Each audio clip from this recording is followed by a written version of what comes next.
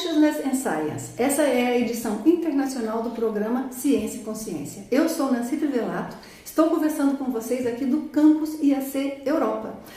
Estamos aqui no estúdio, na realidade, do Ciência e Consciência no campus da IAC e vamos hoje conversar com Wagner Alegretti. Bom, Wagner Alegretti, penso que a maioria de vocês sabem, é meu companheiro, muitos trabalhos nós realizamos juntos, então até certo ponto, certas entrevistas eu já estou tão familiarizada com o assunto, mas neste caso aqui não, tenho interesse pessoal, curiosidade, até preparei algumas perguntas para o Wagner, porque queremos saber dele sobre as suas experiências pessoais com a consciência extrafísica conhecida como EM. Bom, o Wagner é engenheiro eletrônico, pesquisador da consciência, professor também aqui da IAC. O Wagner é autor do livro Retrocognições, lembranças de vivências passadas, e vamos aqui ver o que ele tem para falar para nós sobre suas experiências. Wagner, bem-vindo, né? Acho que devo lhe dar boas-vindas ao programa, afinal é a abertura do programa. Obrigado formalmente, não é? Então, Wagner, o que você pode contar para nós? Como foi seu primeiro contato com o EM? Eu acho que aí seria um ponto interessante para nós começar. O EM eu acho que é uma consciência hoje intrafísica, que foi extrafísica nesta época, desse contexto nós vamos discutir aqui, e que é de conhecimento de muita gente já familiarizada com a conscienciologia, mas muita gente não sabe, não é? O EM, depois eu vou até explicar aqui um pouco até do motivo do nome, né? EM, que na verdade foi um nome cunhado para se dizer que era Extraphysical Mentor. Extraterrestrial Mentor, o mentor extraterrestre. Então foi o caso de uma consciência extrafísica extraterrestre. Então eu comecei a ter projeções quando tinha mais ou menos uns 10 anos de idade, projeções que eram espontâneas, que eu não tinha na verdade nenhuma espécie de controle técnica sobre isso, mas mais ou menos à altura de 1980 comecei então a aprender, ler livros e produzir minhas próprias projeções, minhas experiências fora do corpo. E por alguma inclinação pessoal, ou até, quem sabe, por ajuda dos amparadores, comecei a ter muitas exoprojeções. Então, mais ou menos à altura de 1982, no começo do ano, eu tive uma experiência. Vivia ainda em São Carlos, era o meu penúltimo ano antes de terminar a faculdade de engenharia.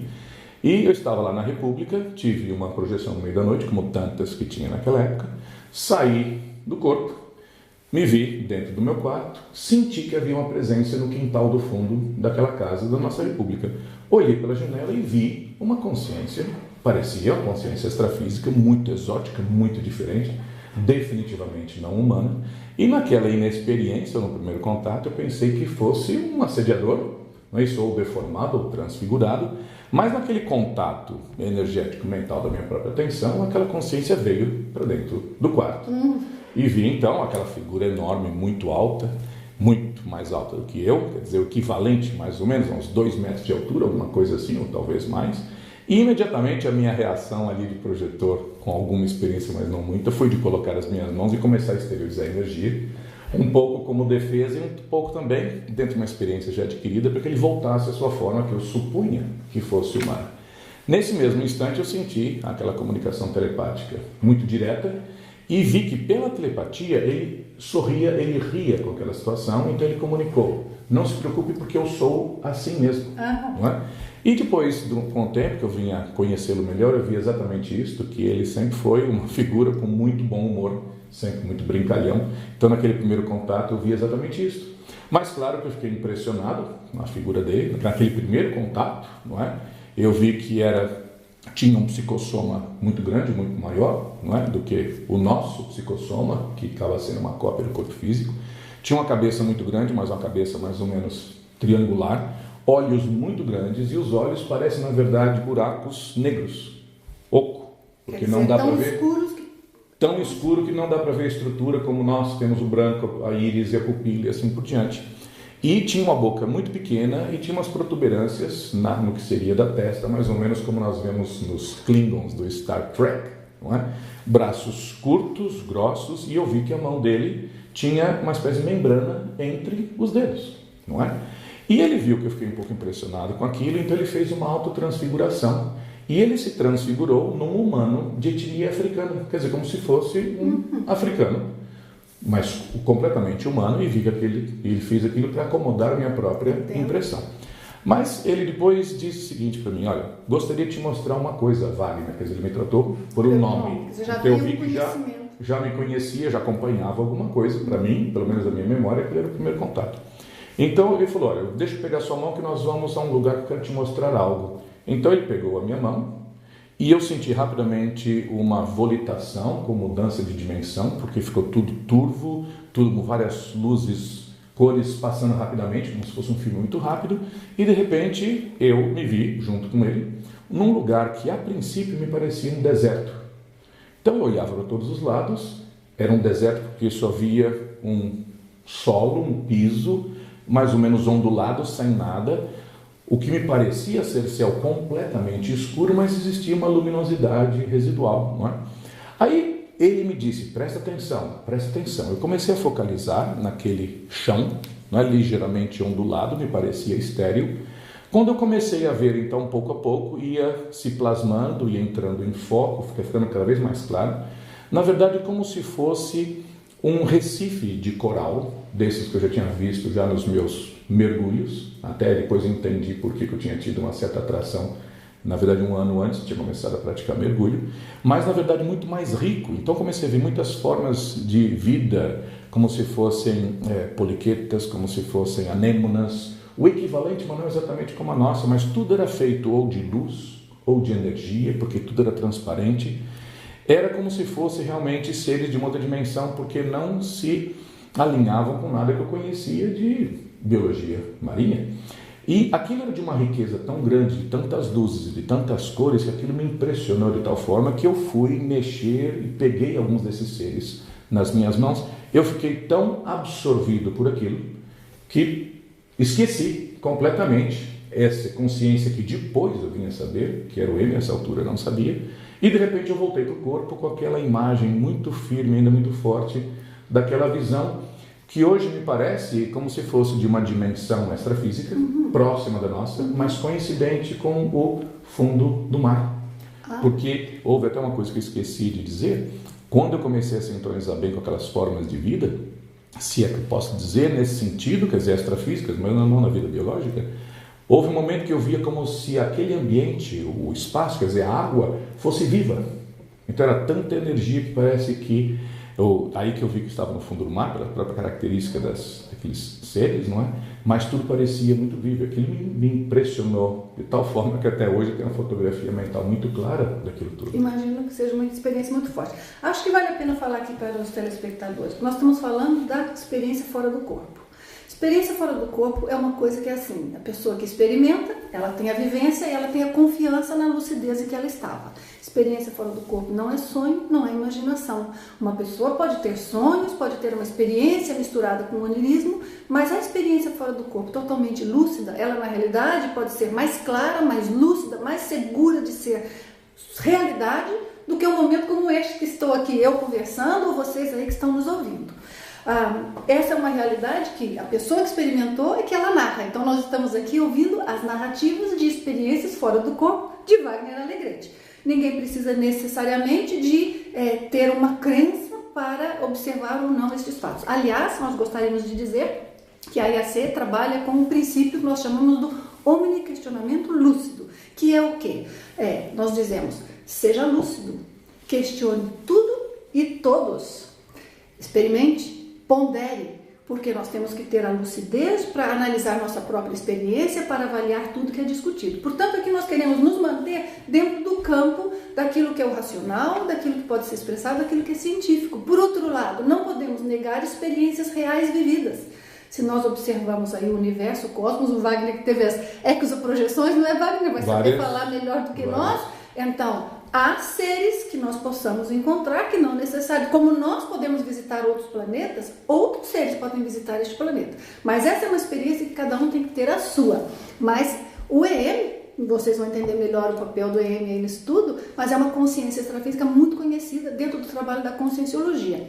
Na realidade, não é? Quando o EM estava conosco, a conscienciologia era algo muito especial, muito específico, crescia num ritmo tremendo, as ideias eram super científicas, então aqui nós queremos saber mais um pouco sobre isso, não é, Wagner? Isso tem até a ver com as características dele. Tem a ver com as características dele. Agora, Wagner, você descreveu a aparência do EM. Agora as pessoas narram as aparências completamente diferentes, cada um... Viajam na maionese. Pois, que é como é que é, um lagarto? A primeira coisa que dizem é que é um lagarto, que é um reptiliano, e na verdade não é, porque primeiro dizer que réptil é uma forma de vida adaptada a esse planeta, não quer dizer que em outros planetas a evolução se processaria da mesma forma, criando as mesmas grandes classificações, né, como aves e mamíferos e répteis como temos aqui. Ele não tem nada a ver de réptil, na verdade, viemos a saber depois, e vou explicar com as entrevistas, as perguntas que fiz a ele, na verdade ele era de uma espécie anfíbia, quer dizer, vivia parte do tempo quando intrafísico, quando consim, dentro de um corpo, a sua espécie, então, e ele viviam parte do tempo dentro da água e parte do tempo fora da água. Vocês imaginam, então, que vantagem não é ter essa flexibilidade, essa liberdade, não é? De poder estar tanto dentro da água quanto fora da água. E ele tinha uma visão muito específica, vi você comentar em alguns cursos, não é? De como ele via o mundo, a nossa forma de arquitetura, a água em si. Aí eu acho que é importante dizer que depois que eu tive essa experiência, houve um momento, então, que alguns meses depois eu conheci Valdo Vieira. Então fui conhecer a Projeciologia, me uni na época como mais um dos voluntários daquele grupo, e passado algum tempo, quando eu me senti mais à vontade, eu comentei da minha experiência com aquela concierge que eu não sabia quem que era, não é? Quando ele disse, não, mas esse aí é um amigo nosso, aquele bem do estilo do Valdo, né? Esse é um amigo nosso, e na verdade eu o chamo de EM, e na verdade nós não sabíamos nem o que significava essas duas letras, não é? E já tem trabalhado comigo há tantos anos, assim, é um extraterrestre, e explicou e deu alguns detalhes mais. Mas pouco tempo depois, quer dizer, quando o Valdo começou a dar as suas palestras, isso foi já mais dentro de 82, isso foi provavelmente... Ele começou com suas palestras entre maio e junho, provavelmente isso foi lá por agosto, setembro de 82, 1982, quando eu comentei aproximadamente, não é?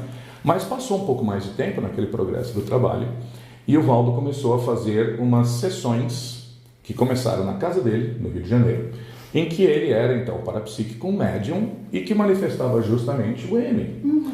Então o Valdo me comentou, comecei umas sessões na minha casa no Rio de Janeiro, onde justamente quem mais aparece é o M. Então ele me convidou e depois fui uma vez com vários outros voluntários da época, né, daquele primeiro grupo que nós tivemos, da Projeciologia, e nestas sessões foi que eu tive a oportunidade de conhecer mais o M, participar mais. Então o Valdo era um médium do EM, que fazia uma possessão benigna e que se comunicava conosco através do soma do Valdo. E então, no meio dessas sessões eram feitas muitas coisas, energizava-se as pessoas, fazia essa assistência aos presentes e outras pessoas conectadas aos presentes, familiares, amigos, se fazia muito exercício de clarividência, se tentou fazer muitas vezes exercícios justamente de projeção, de saída do corpo, e muitas vezes nós tivemos oportunidade de fazer certas perguntas. O tempo passou um pouco quando então nós começamos a fazer essas mesmas sessões, só que em vez de ser todos os sábados, todas as semanas, era feito uma vez por mês em São Paulo, então eram feitas na minha casa. Então eu tive essas sessões com o EM durante aproximadamente uns 2 anos, até nós fundarmos o IPC, e durante esses aproximadamente 2 anos, um pouco mais que isso, claro, tivemos muita oportunidade de perguntar muita coisa para ele.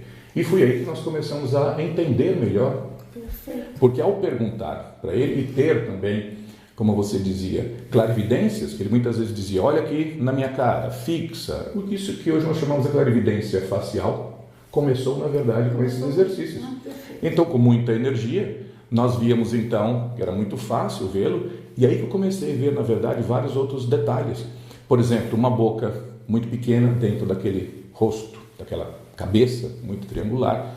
Uma vez de lado eu consegui ver que ele tinha umas aberturas, como se fossem umas fendas, que lembrava tubarão, então mostrava justamente onde provavelmente ele teria guelras ou alguma coisa que pudesse então respirar dentro da água. Foi possível ver melhor as mãos e ele tinha também um tórax gigante. E dentro dessas entrevistas, dessas perguntas, como você dizia, ele costumava dizer, primeiro, quer dizer, dentro daquele alinhamento, coincidência com o corpo do médium, ele dizia, puxa vida, mas essa visão de vocês é uma porcaria mesmo. Então ele dizia, vocês são semi-cegos e vocês não sabem. Então ele comparava provavelmente com a memória dele da visão que ele tinha. E então, logo no início, ele tinha uma dificuldade de manifestação muito grande, tinha uma respiração muito assim estertorosa, muito difícil, fazia muito barulho. Ele dizia, vocês vivem semi-asfixiados o tempo todo e vocês não sabem. Então ele criticava demais o nosso corpo humano. Claro, parte disso porque ele não estava adaptado a isso. Perfeito. Não é isso? Mas parte também que comparava com outro corpo que parece que tinha lá as suas vantagens. E muitas vezes olhando para nós, às vezes ele passava, olhava, parava e dizia: mas vocês são feios, hein? Para a gargalhada geral, o humor dele, não é isso? Então, vocês são muito esquisitos, mas o que é isso? Ele dizia: como é que a evolução nesse planeta criou, né, esse tipo de coisa? Então, claro que nós vimos que muitas vezes ele fazia essas brincadeiras, mas para ser um engodo, enquanto o trabalho energético realmente era feito. Ele muitas vezes dizia que ele era o mestre de cerimônias. Ele era a pessoa que ficava na frente do show, enquanto que nos bastidores, na verdade, tudo que realmente de sério era trabalhado. Às vezes ele ficava muito sério, dependendo de certos momentos, quando dizia: olha, tem uma assistência muito séria aqui para ser feita, vamos ficar em silêncio um tempo, todo mundo exteriorizando muita energia, e ficávamos realmente durante algum tempo, às vezes até com certa para-percepção disso tudo. Em algumas dessas oportunidades eu pude preparar e levar até ele perguntas, uma lista de perguntas. Algumas ele respondia, outras não. Mas, por exemplo, eu insistia muito querendo saber de que planeta ele veio. Então, a primeira coisa que ele dizia era: não, isso não interessa. Eu insistia 2, 3 vezes, ele dizia assim: nós não temos, na verdade, referência para nós podermos dizer onde é que ficava o meu planeta. Então, muitas vezes ele realmente não podia dizer nada mais do que isso. Até hoje nós não sabemos nem em referência à constelação ou à galáxia. Ele dizia que não havia referência que nós pudéssemos usar. Perfeito. E foi aí então que ele comentou sobre nossa arquitetura, o nosso estilo de viver, aquelas ideias interessantes. Uma das brincadeiras, uma das críticas com brincadeira que ele fazia, que ele fez uma vez, foi de olhar tudo em volta e dizer: mas veja, linha reta, linha reta, linha reta. Ele apontava para os móveis, para a porta, para as paredes, para o teto, e dizia: o que acontece com vocês? Vocês são cubistas? Que obsessão é essa com as linhas retas? Se na natureza praticamente não existem linhas retas, tudo é orgânico, tudo é redondo, tudo é curvo, tudo é assimétrico. Exato. Então, ele dizia que nós tínhamos alguma espécie de neurose, não é isso? Porque nós éramos obcecados com as linhas retas. Perfeito, perfeito. Essa é uma ideia muito interessante. Aliás, um comentário que os nossos laboratórios aqui foram construídos ou estão construídos sem linhas retas, justamente para acomodar melhor a energia. Em boa parte devido a esta observação do M. Perfeito. Investimos mais, gastamos muito mais dinheiro do que se fosse uma construção convencional, porque ele dizia que era muito mais orgânico, favorecia a energia. Claro que também isso não veio só dele, isso vem de muitas outras áreas também. Perfeito, Wagner. Bom, Wagner, temos mais perguntas para você. Temos que aguardar um momentinho para o nosso pequeno intervalo. Voltamos em um momentinho com mais Consciousness and Science. Até daqui a pouco.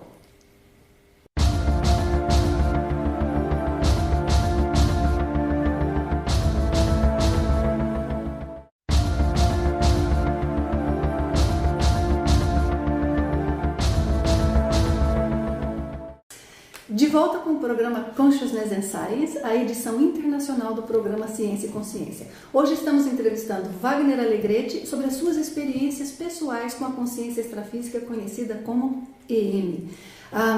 Wagner, nessas sessões que você estava narrando para nós, o EM alguma vez falou um pouco sobre o planeta dele? O que ele estava fazendo aqui? Como é que é isto? Ele falou um pouco, mas nós muito mais que perguntávamos, não é?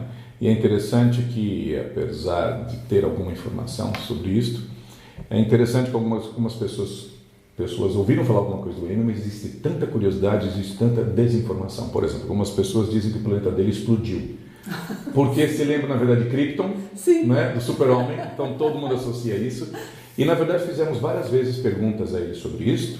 E ele disse que, na verdade, o seu planeta passou por algum processo que ele nunca declarou, nunca explicou bem, mas sempre entendemos que foi alguma coisa mais natural e que o planeta não podia mais sustentar a vida, mas que esse foi um processo longo que o planeta foi esvaziando e que muita gente da turma dele, da espécie dele, já tinha sido transmigrada para começar a ressomar aqui no nosso planeta já há muito tempo. Provavelmente já há alguns milhares de anos, para alguns, e que, na verdade, ele disse que ele teria sido uns dos últimos a saírem do seu planeta. Eu fiz várias perguntas para ele, por exemplo, com relação ao grau de desenvolvimento científico, tecnológico, social, e ele disse, então, que o nosso planeta Terra, a nossa civilização, melhor dizendo, humana, estava começando a chegar mais ou menos no ponto em que eles estavam na civilização deles. Então suponho hoje, quer dizer, com tantas tecnologias que nós tenhamos aqui, não é? É interessante também, porque eu queria saber, tanto quanto possível, mais o aspecto de vida. Então eu perguntei, mas você tinha alguma profissão ou alguma atividade? Qual era a sua ocupação? E ele falou, é interessante, Wagner, porque eu era lá um colega seu. Eu falei, que sentido? Ele falou, não, eu era um engenheiro de Furnas. Para quem não entende, para quem não sabe, Furnas é um nome de uma companhia de geração de energia elétrica lá do Brasil, lá mais na área de Minas Gerais e Rio de Janeiro. Quer dizer, ele era um engenheiro eletricista, um engenheiro eletrotécnico, então ele me chamava de colega por também ser um engenheiro da área de eletricidade. Então é interessante ver que até nas nossas sessões extras que eu dizia, né, que fazíamos, ele falava muito da tal da paratecnologia. Então os primeiros contatos que eu tive com paratecnologia, quer dizer, além das projeções, que eu já começava a ter mais contato com isso, mas muitas vezes ele dizia, olha, sente aqui porque estou acoplando uma luva que focaliza energia, vai se colocar um capacete na sua cabeça, vai se colocar alguma coisa em cima do chakra tal, como se fosse um marca-passo de chakra. No meio dessas perguntas todas, eu perguntei também, e outras pessoas, claro, não só eu, o que ele fazia mais extrafisicamente por aqui. E é interessante que a especialidade dele era resgate extrafísico e desassédio. Por quê? Ele nos explicava que devido à condição dele, o tamanho, a forma, quer dizer, a paragenética dele, aonde ele chegava, ele já criava uma impressão tão forte, tão grande, que metade do trabalho já estava feito. Sim, só a impressão daquilo já... Só a impressão que ele Mas disse isso era a especialidade dele enquanto ele estava aqui na Terra ou também no planeta dele? que eu saiba aqui. Mas tudo indica que ele, lá na condição dele, já conhecia a bioenergia, que ele já sabia muito disso. O que é interessante também é que por várias experiências de outras pessoas e também das suas explicações, ele tinha uma espécie de um rapport, de uma afinidade muito forte, muito grande com a natureza em geral. Ele nos considerava muito distantes, desconectados da natureza. Então ele dizia que muitas vezes ele conseguia sentir a energia, o rapport com uma floresta, com uma montanha, com água principalmente. Água fosse da chuva, água fosse, por exemplo, do oceano. Interessante que ele fez uma observação, uma vez lá no Rio de Janeiro, quando estava lá naquelas sessões, que tinha acontecido uma chuva muito forte e muitas vezes daqueles morros de pedra, a água descia uma espécie de uma escadinha que fica mais ou menos contida, como se fosse dentro de um canal, para evitar que a água acelere e venha com muita força lá para baixo. Então ele dizia para nós, por que vocês têm que fazer a água sofrer tanto assim para fluir? Qual de nós sequer vai pensar em fazer a água sofrer? Então frases como essa ele aplicava muitas vezes, em muitas situações, e nos fazia realmente entender como ele tinha um acoplamento, uma assimilação simpática, uma leitura muito forte, muito grande da natureza. Então, isto, até certo ponto, nos fazia pensar, era característica da espécie dele, ou uma característica dele como indivíduo, porque ele falava muito de energia e aplicava muita energia. Nós, na época, chegamos até a discutir isso, porque começava a se ver a base disso, que talvez ele já fosse um desperto no seu planeta. Agora aqui, que nós vamos discutir depois, já ressomado, que seria uma grande, vamos dizer, pesquisa, muito interessante ver se ele ressomado agora num contexto tão diferente, se energias tão diferentes, se ele continuaria a ser um desperto aqui também. E provavelmente as noções de desperticidade foram trazidas até pela própria influência dele, porque foi na mesma época que começou a se falar disso. Exato. E ele influenciou profundamente toda a origem, não é, a base da conscienciologia, até onde eu entenda, do pouco contato que tive com ele, pelo que eu vi. Nestas sessões que eram feitas na casa do Valdo e também na minha casa, que depois amadureceram e na verdade viraram o curso que nós chamamos lá no Brasil de ECP2 e aqui na IAC é o Avançado 2. Na verdade esse curso nasceu disso. Então quem mais aparecia, que era o mestre de cerimônia, era o EM, mas havia duas outras consciências extrafísicas que apareciam muito também. Uma era chamada o enumerador, que era na época o intelectual, por detrás das ideias do próprio livro Projeciologia e de muitas outras coisas, teorias, esquemas que estavam sendo traçados. E também o Tao Mao. O Tao Mao era um outro chinês, junto com o enumerador, que também fazia uma ponte entre vários tipos de trabalhos diferentes. Ele era muito flexível, era muito adaptável. E o EM era mais realmente o da energia. Uma coisa interessante também que o EM nos contava é que em muitas destas, vamos dizer, desses desassédios ou desses resgates, quando ele ia às baratosferas, lugares mais estranhos, ele muitas vezes ia acompanhado com uma pantera negra. Então, é uma pantera, tudo indica, um animal nosso aqui, dessa nossa ecologia terrestre. Consciex, né? Consciência extrafísica. Só que consciência extrafísica. Então, todos nós brincávamos muito que impacto não era em qualquer dimensão chegar o EM e uma pantera negra que nós chegamos a ver com clarividência facial, clarividência viajou algumas vezes, e em umas 2 projeções eu cheguei a ver essa pantera negra, mas logo depois das sessões que nós tínhamos com o M na minha casa. Qual é a função da pantera, Wagner? Era justamente ajudar nos trabalhos extrafísicos, justamente de desassédio.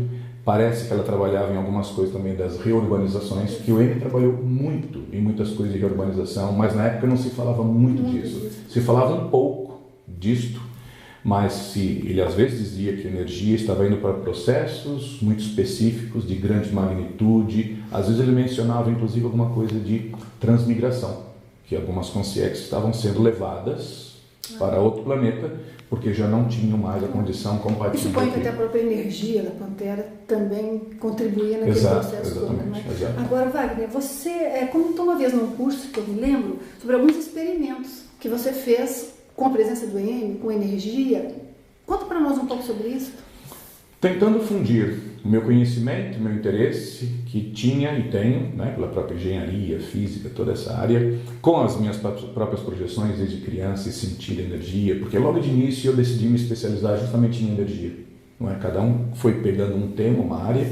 Então eu pensei, será que é possível medir bioenergia, detectá-la? Será que é possível desenvolver qualquer aparelho que seja capaz, então, de indicar? Se não for provar, mas pelo menos dar uma grande base para a existência disso, então perguntei na época se o EM então ele estaria aberto a esse tipo de experimento. Ele disse que sim. Então a cada uma daquelas sessões que nós tínhamos, a cada mês eu levava um conjunto diferente de instrumentos, não é isso? Alguns conseguia na própria faculdade, alguns conseguia com amigos, às vezes em outras companhias. Então eu tentei magnetômetro, tentei detector de radiação, contador Geiger, tentei vários componentes eletrônicos alimentados com eletricidade de uma determinada forma, medindo suas propriedades, e praticamente pouco resultado com isso. Até que tive a ideia, que já discuti várias vezes, foi até tema do meu trabalho em 1990, no primeiro Congresso Internacional de Projeciologia, em que eu resolvi medir mudanças de certas propriedades elétricas de proteína. No caso, foi resistência elétrica. Então, numa dessas sessões com M, foi que ele colocou a mão, esterilizou energia e eu consegui ver uma mudança de 50%, de 30 kΩ para 45 kΩ, né, 50% de variação. Quer dizer, não foi aquela medida microscópica que para mim foi um impacto muito grande, confirmando até certo ponto uma hipótese que eu tinha, que proteína, sendo uma coisa biológica, tinha uma resposta muito imediata à energia. Mas é importante também dizer, muita gente talvez não saiba, porque essa parte se perdeu completamente, neste início, mas principalmente nas sessões no Rio de Janeiro, nós tínhamos a participação de uma senhora, hoje já dessomada, Pia Steiner, que era uma pesquisadora, bióloga. Enquanto eu fazia os experimentos mais pelo lado da eletrônica, da física, ela fazia muito mais pela biologia. Então ela levava plantas, aquela planta chamada sensitiva, que se toca e ela move, porque queria se ver se com a energia, se ela se movia. O que era interessante é que depois energizada pelo M, a planta temporariamente perdia a capacidade de se mover. Então ela era tocada e as folhas não fechavam, mostrando que havia mudado alguma coisa dentro das propriedades das células ali. Mas o que era mais interessante da Pia é porque ela levava umas ampolas de soro fisiológico, água destilada, muito destilada, bidestilada, tão pura quanto se podia obter, e ela submetia essas ampolas à energização do M. Ela queria ver se a água poderia captar a energia, mas também alguma coisa do ectoplasma do M. E depois que a sessão terminava, ela abria as ampolas, colhia uma amostra, colocava uma lamínula por cima, no microscópio, ela fazia tudo isso ali mesmo, logo depois que terminava a sessão. E ela começou a notar umas coisas muito estranhas, muito interessantes. Enquanto que com a água destilada, teoricamente não serviria absolutamente nada, então ela começou a ver que apareciam umas bolinhas, uns tubinhos, estruturas que não poderiam existir ali, a não ser que a água estivesse contaminada. Mas sempre existiam algumas ampolas de controle, que a hora que se colocava a amostra não aparecia absolutamente nada. E o que é interessante é que ao longo dos anos em que essas sessões foram sendo feitas, houve uma evolução destas figuras. Então as bolinhas foram cada vez ficando mais claras, mais nítidas, como se fosse uma membrana se unindo, Então a Pia, bióloga, disse, parece aqui que como se nós estivéssemos vendo a história da evolução da vida nesse planeta.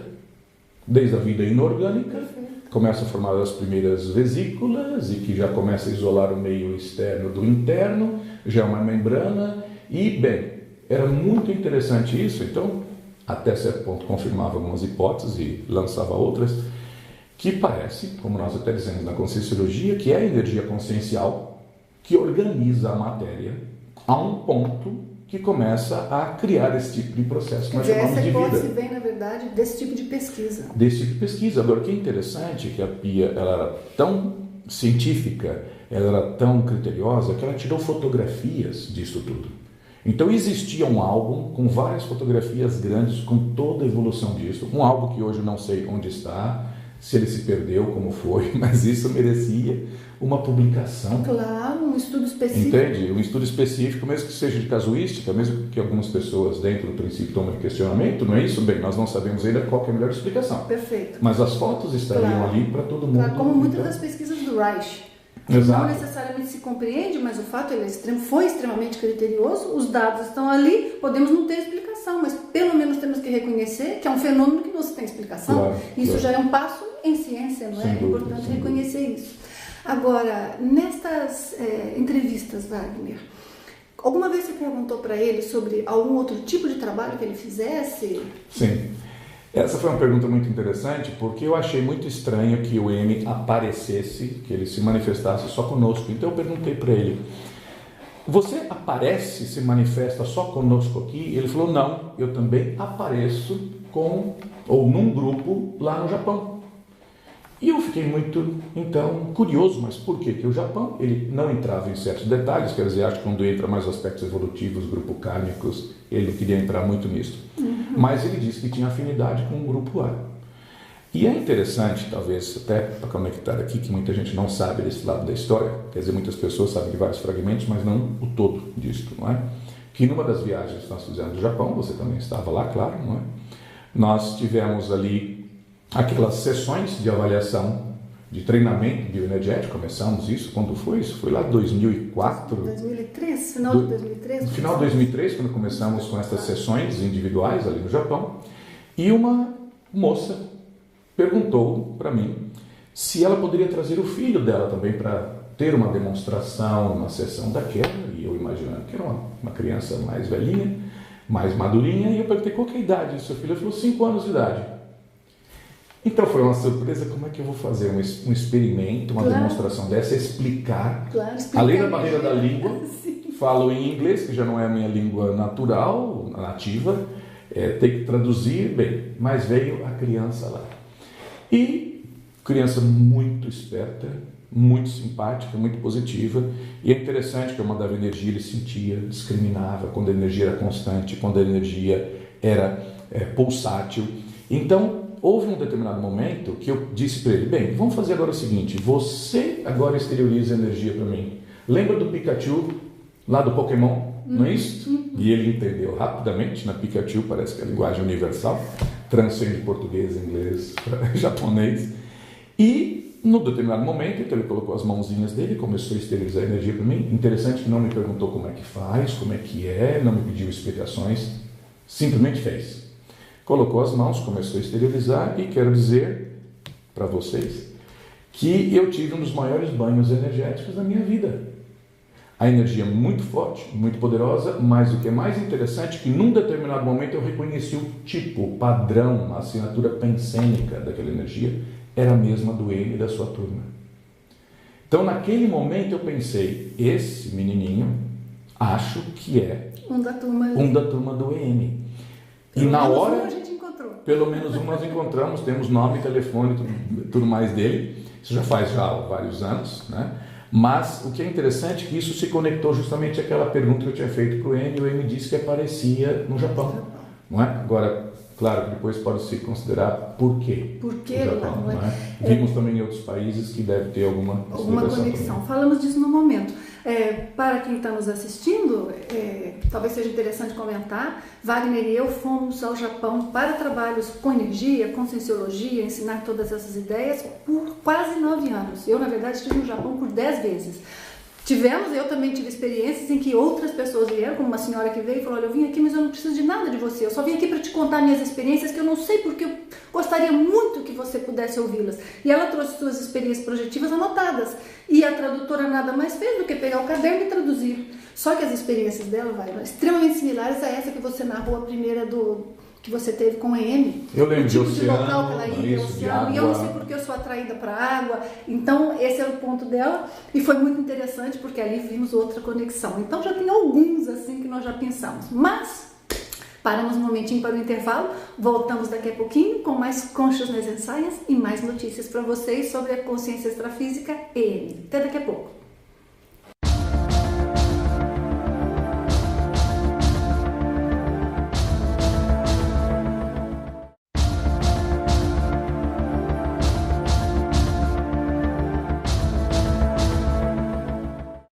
Bem-vindos de volta ao programa Consciousness and Science. Estamos hoje conversando com Wagner Alegretti sobre suas experiências pessoais com a consciência extrafísica chamada EM. Bom, eu gostaria de recordar mais uma vez, nós na IAC temos muita preocupação com o lado científico, com o lado de um estudo mais objetivo, de manter dentro do máximo possível o critério dentro daquilo que nós falamos e estudamos. Estamos falando de experiências pessoais, subjetivas de Wagner Alegretti, mas não apenas. Outras experiências foram testemunhadas por outras pessoas, houve experimentos que foram feitos com algumas dessas condições aqui, mas recordo, como nós na IAC gostamos de trabalhar, com o omniquestionamento lúcido, um princípio de trabalho nosso. Seja lúcido, questione tudo e todos, experimente, pondere. Bom, dentro desse espírito, voltamos a conversar com Wagner Alegretti, queremos saber mais informações. Wagner, eu então queria te perguntar aqui sobre o ECP2. O ECP2, que nós chamamos aqui na IAC do Avançado 2, qual era o papel do EM que ele fazia ali? Ele era a consciência que tinha mais afinidade com o Valdo Vieira. Então é a que tinha mais facilidade para fazer o processo do acoplamento e fazer a energia passar através dali, mas ele sempre disse que não era a consciência ou a consciência mais importante. Ele simplesmente entretinha todo mundo, mantinha todo mundo focalizado no mesmo ponto, na mesma coisa, enquanto que o trabalho extrafísico era feito realmente. Então ele predominava numa parte daqueles cursos, mas às vezes apareciam outras consciências, ou pelo menos certos períodos, com isso apareciam outras consciências, como também acontecia naquelas sessões anteriores, até a própria fundação, da primeira instituição, como muitas vezes ficava também, aparecia o enumerador, aparecia o tal mal, como eu disse. Uma coisa interessante que aconteceu durante alguns desses cursos e também nas nossas conversas é que o EM disse que ele estava se preparando para ressomar aqui nesse planeta. E até que o processo da interação com as energias do médium, com as nossas energias, um mergulho cada vez maior nas energias do próprio planeta Terra, tinha o papel de adaptá-lo, de deixá-lo se acostumar à condição, não só das nossas energias aqui nesse planeta, mas também à própria condição da fisiologia humana. Quer dizer, ao alinhar-se com o médium, vezes pós vezes, ele ia adaptando, ele tinha que fazer uma autotransfiguração do seu psicossoma para encaixar tão bem quanto possível. E é interessante porque eu vi naquelas sessões iniciais, antes dos cursos ECP2, mas ali também um pouco, o quão difícil era a manifestação no início. Como eu dizia, não só da respiração, que era muito ofegante, difícil, mas também era muito difícil falar. Então ele falava muito baixo, muito forçado, durava pouco, e com o tempo ele foi criando cada vez mais naturalidade. Até que no curso ECP2, ele de repente disse que ia se levantar. Então, quer dizer, através do corpo do médium, ele se levantou e começou a caminhar, ele começou a se exercitar. Ele até brincou conosco, né? Puxou a orelha das pessoas, dizendo, eu também tenho o direito de fazer os meus experimentos aqui. Mas ele disse que um dia ele já não iria participar mais dessas atividades, porque ele teria que cuidar da própria vida dele. Então hoje nós temos a informação, na verdade já faz bastante tempo, que houve um determinado momento em que eu não estava nesse curso, mas nossos amigos disseram, né, que ele iria estar ali pela última vez, que ele não ia voltar mais, porque ele já estava entrando realmente na última etapa de preparação para a ressoma, e que seriam outras consciências aparecerem. Quando ele disse, então, deu informação, isso veio de mais de uma fonte, que ele ia então ressomar num outro lugar, e depois se descobriu que foi a Finlândia.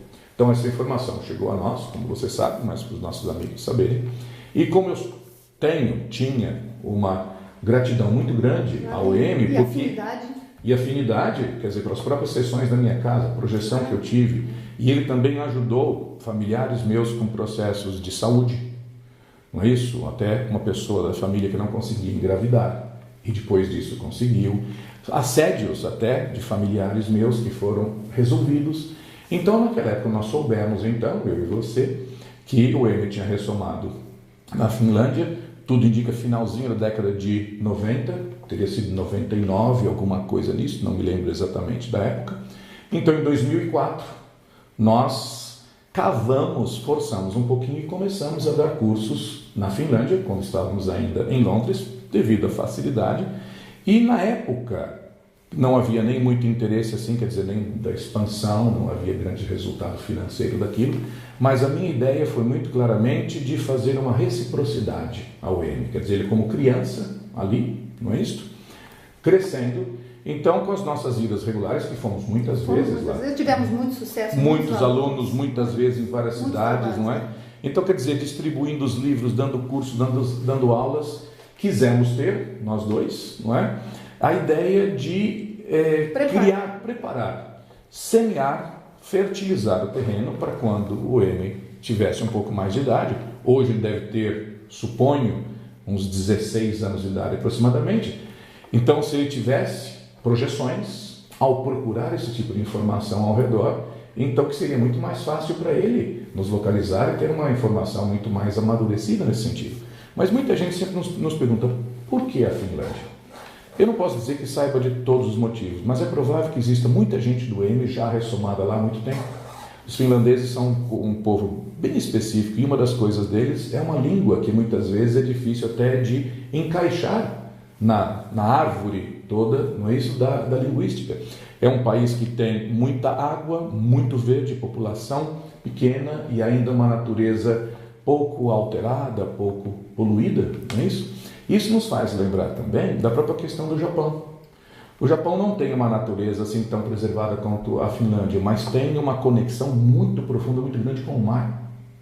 Sempre tiveram ilha até certo ponto isolado, boa parte da alimentação é também muito do próprio mar.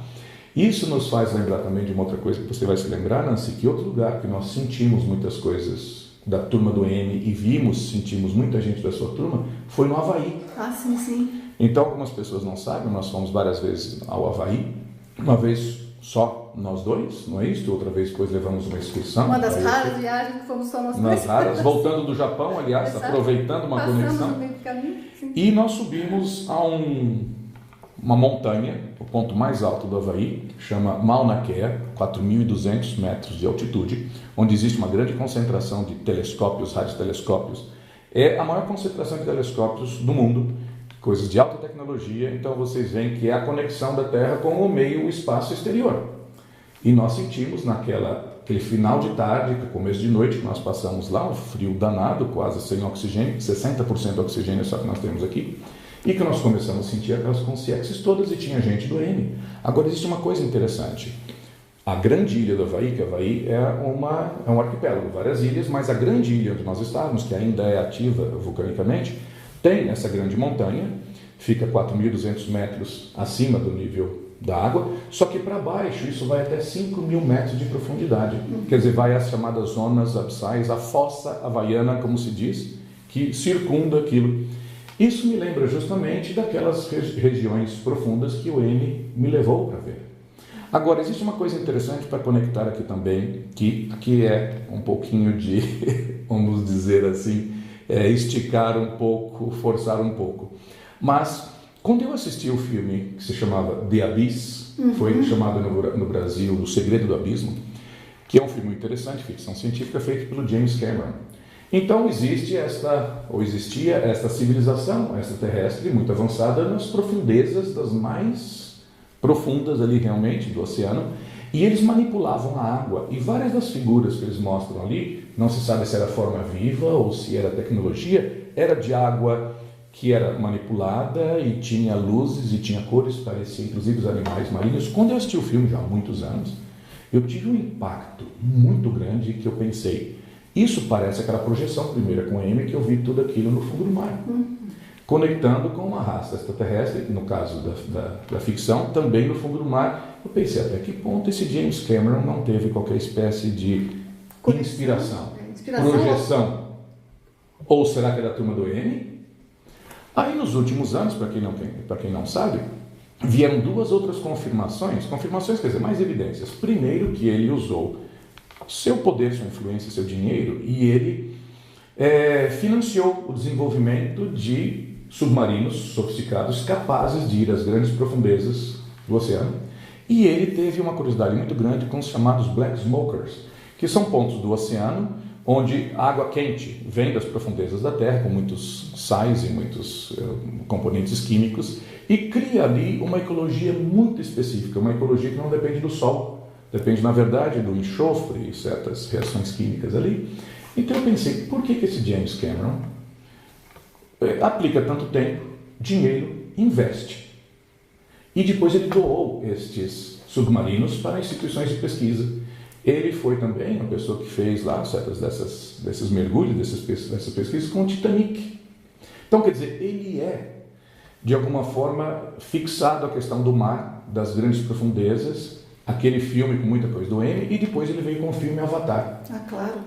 Em que aquela espécie tem uma empatia com a natureza, e a conexão deles é até neuronial, porque eles tinham aquela espécie de conexão, não é isso? Com os animais, com as plantas, uma conexão energética com tudo.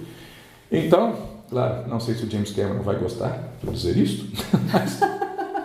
Como hipótese, pelo menos, como hipótese, né? Pode ser que ele seja da turma do M. Ou ele tem algumas projeções ainda que não rememoradas, ou é um bocado de coincidência. Claro que ele, são dados interessantes. Claro que ele é um sujeito muito ocupado, mas seria interessante perguntar para ele algumas coisas. Seria interessante, eu vi uma entrevista. Agora, é interessante pensar nessa questão, por exemplo, do próprio Havaí.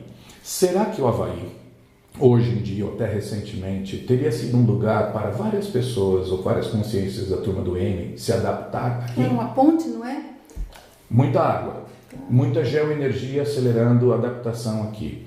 Muita natureza, isolado do resto do planeta. Porque Havaí, na verdade, é o ponto mais isolado dos continentes todos.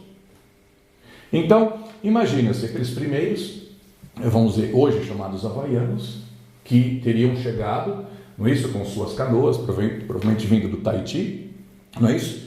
E que, quem sabe, entre eles tivessem vindo os primeiros, ou ressomado alguns desses da turma como hipótese. Soa lógico. Mas veja-se, a grande conexão deles de novo com o mar. Muito verde. Sim. Muita energia imanente, como nós vimos lá, sentimos, e até por isso que nós levamos uma excursão para lá. Aquela grande concentração de consciência do tipo M extraterrestre no topo do Mauna Kea, que nós fomos 2 vezes, a segunda para confirmar, e exatamente a mesma coisa, não é isso? E ali um ponto de fixação, como eu disse, de várias pesquisas, vários grupos de astronomia. Sim. Não é isso? Quer dizer, voltado para o meio exterior, o espaço exterior. Eu ia fazer um comentário aqui que eu acho que, para quem está nos ouvindo, me pareceu aqui importante esclarecer, que é assim, consciência não é homem ou mulher, consciência é consciência. Nós estamos num corpo de homem ou mulher. De uma vida para outra, nós mudamos de raça, nós mudamos de gênero, nós mudamos de sexo.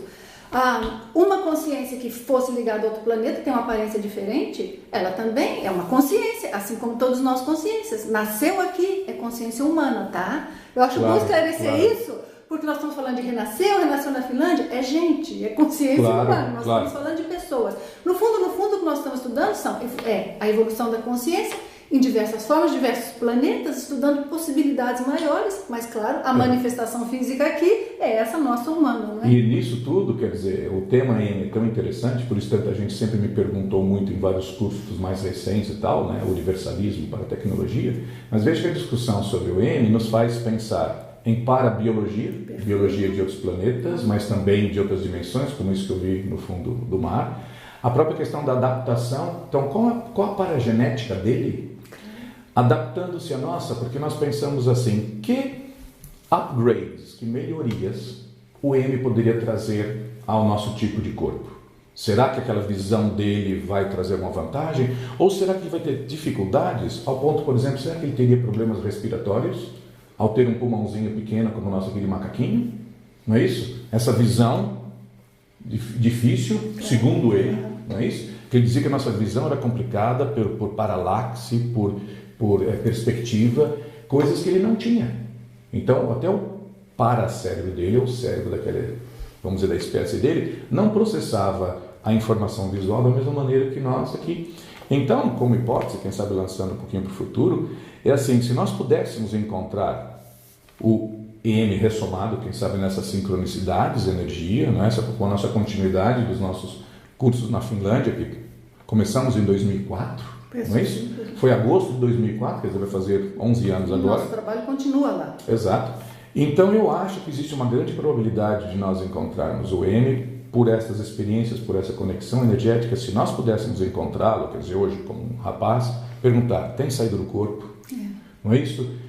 Quais características físicas? Seu domínio energético, se ele era tão bom nisso, exatamente. Como é que é agora? Domínio energético, esse seria um dos experimentos ou das pesquisas mais interessantes da Conscienciologia. Por isso mesmo que, como você mesma disse 2 vezes, é das que mais exige o princípio realmente do questionamento. Porque aqui realmente nós sabemos que estamos forçando um pouco estamos naquele as limite barreiras que é possível verificar. Agora, uma outra hipótese também que todo esse estudo nos traz é estudar sobre a transmigração. Claro. Transmigração não só de consciência de outros planetas para cá, mas também é assim, o nosso planeta, nós estamos lidando com ele de uma forma muito, até certo ponto, irresponsável, negligente. Então, e se um dia esse planeta não está aqui para ter a nossa? O que acontece? A consciência não morre, e é isso que a gente tem até o momento verificado. O que vai se passar? Nós vamos ter que ir para algum lugar se a consciência não mostra, o planeta deixa de existir. Então, até certo ponto, isso dá uma condição que pode ser natural, pode ser que o que eu esteja falando aqui seja muita extrapolação para alguns, mas para alguns, dizer que o planeta está em dificuldades da ecologia já é extrapolação demais, tem gente que não crê nem nisso, então aí fica a fronteira de cada um que deseja acreditar. Claro. Mas eu acho que tudo aquilo que nós podemos questionar e pensar a respeito vale a pena, não é? Vale. Wagner, eu participei de alguns ECP2 que teve o EM tudo. A estrutura toda do ECP2, aquilo, quanto que o EM participou na criação daquilo, como é que foi O EM realmente, como ele fazia estas sessões, primeiro na casa, não é isso, de Valdo Vieira, depois na minha casa, aquilo evoluiu para o SCP-2 e foi interessante que muito do que eu aprendi por assistir, por ver, por administrar e otimizar, depois me permitiu que eu fizesse a própria organização do curso SCP-2. Então, quando decidiu-se, vamos fazer um novo curso, então Valdo Vieira disse, vamos fazer então aquelas atividades do EM, eu já sabia exatamente o que fazer, como fazer, os cuidados, quais eram, porque existem tantos critérios e cuidados, não é isso? Com o epicentro e com os alunos. Então foi muito fácil. Ambiente, tudo aquilo que nós e até como descrever o campo. Toda aquela parte que descreve o que é o campo, como funciona, como era que ele partiu das minhas notas, das minhas anotações. Claro que com o tempo depois foi se dando uma característica didática mais específica, mais fácil das pessoas entenderem. Mas, quero dizer, aprendi muito com o EM. E se eu puder realmente aplicar aquela regrinha da própria Proexis e da própria Cosmoética, não é isso? Que é da reciprocidade, a ajudar de toda maneira possível. Agora, nem sempre a reciprocidade é para a própria consciência que nos ajudou. Não é como se fala, é passar para frente, para aqueles que precisam, que muitas vezes quem nos ajudou não precisa de nenhuma ajuda. Agora, obviamente, com a sua experiência de primeira mão com o EM, inclusive antes de que sequer se soubesse o nome, e antes que se conhecesse, ou que se iniciasse sequer a projeciologia, foi antes disso tudo, imagino que isso tenha muito interesse, não é, Wagner? Recentemente, há mais ou menos 1 ano e pouco, a Comunicons própria entrou em contato com você, não foi isso? Você deu uma entrevista para o pessoal? Foi sim, porque a Comunicons está fazendo um filme, um documentário justamente sobre o EM, não é? Então tentaram colher informação com as pessoas, né, que tiveram mais contato com o EM. E talvez depois de Valdo Vieira, não sei, mas talvez eu tenha sido a pessoa que mais contato, mais vezes e mais profundo tenha tido com o EM. Então fui convidado por 2 vezes, na verdade fui entrevistado e passei muitas dessas informações, talvez não todas aqui, talvez outras mais que tenha lembrado na época, para poder justamente enriquecer o documentário deles, que realmente é muito interessante as pessoas verem o aspecto das consciências extrafísicas, extraterrestres, e sem essa conotação muito que existe muitas vezes de filme de ficção científica, que fica muitas vezes muito tétrico, muito negativo, ou como se fosse uma coisa tão distante, porque na verdade para nós, na conscienciologia, nós pensamos que todos nós, seres humanos, somos extraterrestres como consciências. Como consciências começamos ou passamos por evolução em outros planetas. A diferença é quando nós chegamos aqui. Podemos ter chegado aqui na época dos primeiros hominídeos, 5, 6 milhões de anos passados, ou pode ser que alguns, quem sabe aquele japonesinho, não é isso? Não sei, que tenha, ou o próprio M, tenha a primeira vida nesse planeta. Mas uma coisa que eu penso muito, Nancy, em termos kármicos, quanto de responsabilidade tem com o estado de coisas, o status quo aqui, quanto de responsabilidade tem uma consciência que acabou de chegar como M? Claro. Parece pouca. Claro, pela lógica. E se nós estamos aqui já 6 milhões de anos, não é isso? Como hipótese, então existe uma responsabilidade completamente diferente. Agora é interessante que essas experiências com M, projeções e outras, que talvez tenham sido até facilitadas pelo M, porque pouco antes de eu encontrá-lo, eu tinha tido uma série de exoprojeções, de volitação fora do planeta, no espaço exterior. Então aquilo tudo foi muito interessante para dar uma largada no ponto de vista, aquilo que nós chamamos do universalismo. Claro. E talvez um dia, você é tão bom de exemplo, desenhar um pouco, exatamente porque a questão da aparência do M, essa é uma história que eu já ouvi por tantos lados, de tantas formas diferentes, que ele tinha a pele de escama e umas coisas assim. Na verdade ele não tinha pele de escama, ele parecia, eu brincava muitas vezes que ele parecia, de certa forma, como se fosse um bagre. Não é isso? Um peixe de couro, sem escama, um couro escuro, meio cinza, oliva, mas tinha padrões de colorações diferentes e realmente não encaixa com quase nada do que a gente se vê aqui. Uma figura que tem alguma semelhança com o M, na verdade é um que aparece naquele filme do Hellboy. Hellboy era um cara do inferno. Existia o Abe, que é um ser anfíbio. Exato. Então, quando se vê o padrão da pele dele, inclusive o olho dele que pisca diferente, porque o M também, de vez em quando produzia um tipo de movimento que parecia mais o diafragma de uma máquina fotográfica, fechando, circular do que o nosso cortininha das pálpebras. Mas, claro, existem tantos detalhes. Claro, é isso que é impossível as pessoas falar teriam que vivenciar por elas próprias. Nós temos aqui, claro. Olha, as minhas perguntas estão finalizadas. Não sei se tem algum ponto mais aí que seja crítico. Obviamente tem aí muitas outras histórias e outras coisas, mas eu penso que com isso nós demos uma visão geral, não é? Só uma coisa interessante que eu acho que vale a pena, é que uma vez, numa projeção, eu encontrei com uma consciência extrafísica extraterrestre da turma do M, e claramente para mim era a consciência de uma fêmea da turma do M. Alguém poderia dizer assim, como é que se reconheceria uma fêmea? Não é pelas mesmas conformações morfológicas do macaco mamífero nosso, mas é impressionante dizer que se via claramente a diferença de macho e de fêmea, porque existia certa sutileza e graça nas próprias linhas diferentes e estranhas lá. E acho que para mim foi muito interessante, primeiro por estabelecer aquela ideia de gênero, porque eu nunca tinha perguntado para o M se eles eram uma raça de 2 gêneros, ou hermafrodita, ou se teria 3 ou 4, mas quando eu tive aquela projeção foi interessante de ter visto exatamente essa complementaridade. Parece que pelo menos um segundo gênero havia. Exato. Pelo menos. E será que isso é alguma coisa mais ou menos universal? Estão aí. Tantas perguntas, né? Pontos de pesquisa. Muito mais perguntas do que respostas, não é, Exato. Wagner?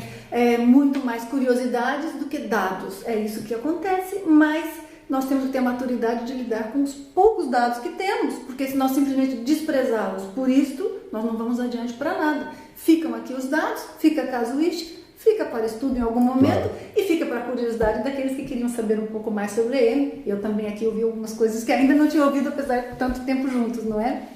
Perfeitamente. Agradeço muito. Foi um prazer. O tempo e a presença, agradeço muito a todos vocês que estão nos assistindo. Foi um prazer tê-los conosco. E então, com isso, nos despedimos e nos aguardamos a todos para a próxima edição de Consciousness and Science. Até mais!